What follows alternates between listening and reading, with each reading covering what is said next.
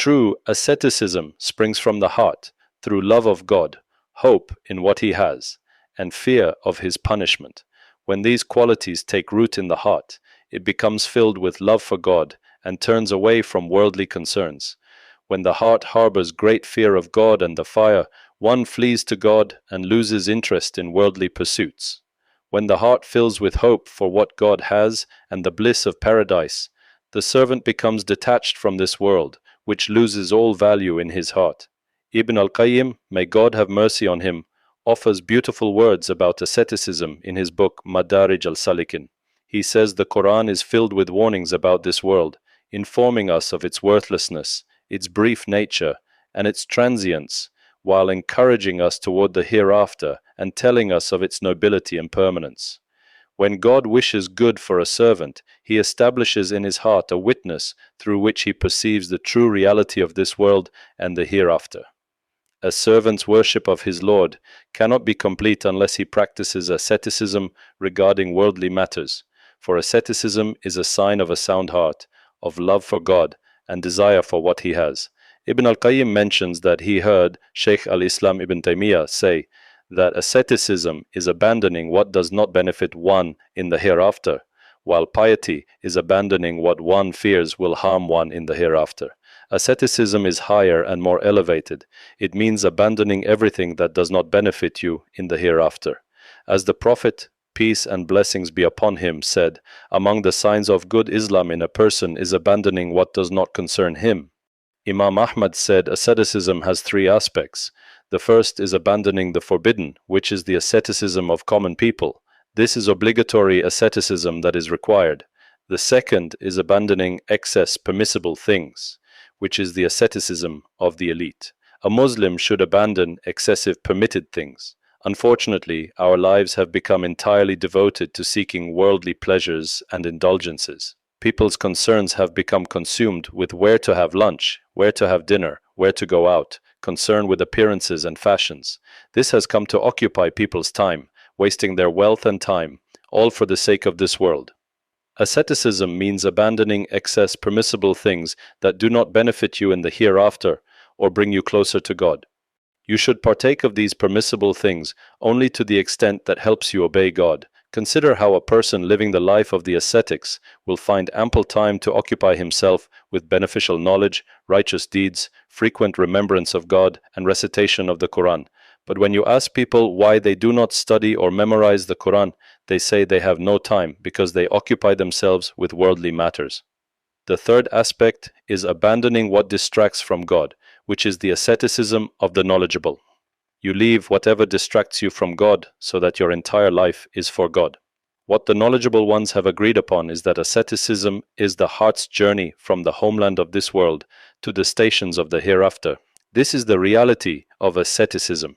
It is not about abandoning food, drink, and clothing, but rather the heart's withdrawal from worldly desires due to its fullness with love of God and desire for the hereafter.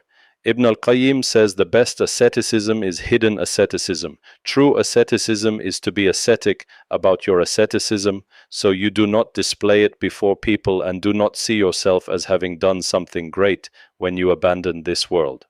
Why? Because you abandoned something worthless. The most difficult asceticism is asceticism regarding personal benefits. When your soul turns to your asceticism and you become impressed with it, you should be ascetic regarding this benefit, knowing that God is the one who grants you success. The prophets, peace be upon them, some had God open worldly abundance for them.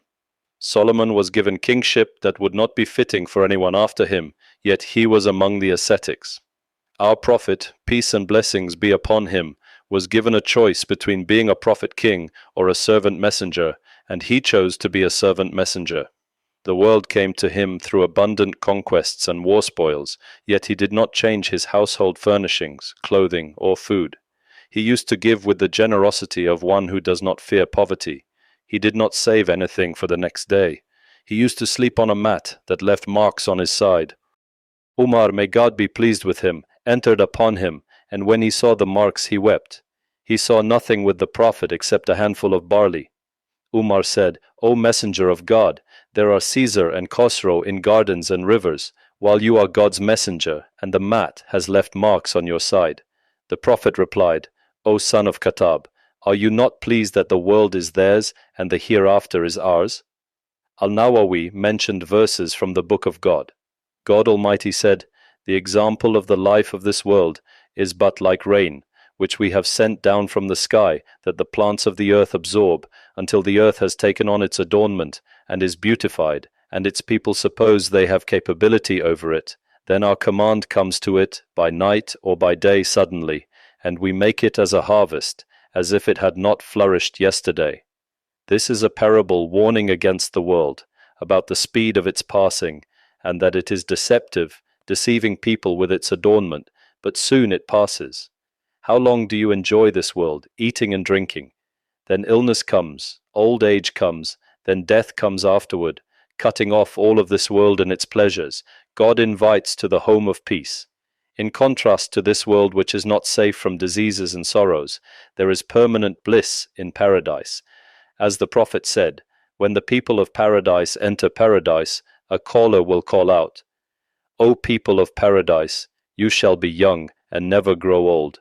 You shall live and never die. You shall be in bliss and never be miserable. This world is the abode of worries and calamities, but there is the home of peace. God also said, present to them the example of the life of this world. It is like rain which we send down from the sky, and the vegetation mingles with it, and then it becomes dry remnants scattered by the winds. Consider how God expressed this with immediate succession, as if there is no delay, to indicate the speed of the world's passing. Each of us, think about your life, how 20, 30, 50, 70 years have passed, as if in the blink of an eye. This is how the world passes.